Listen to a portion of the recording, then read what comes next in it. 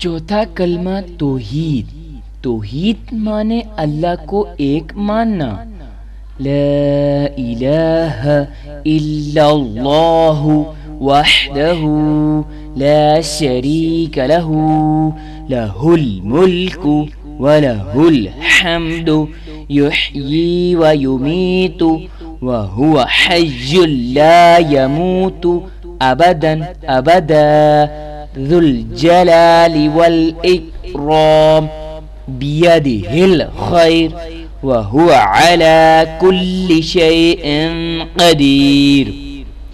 ایک مرتبہ دوبارہ، لا الہ الا اللہ وحدہ لا شریک لہ لہ الملک ولہ الحمد یحیی ویمیت وہو حی لا یموت ابدا ابدا ذو الجلال والاکرام بیدہ الخیر وہو علی کل شیء قدیر۔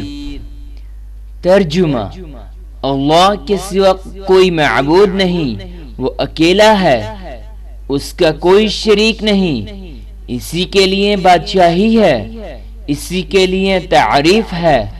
وہی زندہ کرتا ہے اور مارتا ہے، اور وہ زندہ ہے اور اس کو ہرگز کبھی موت نہیں آئے گی۔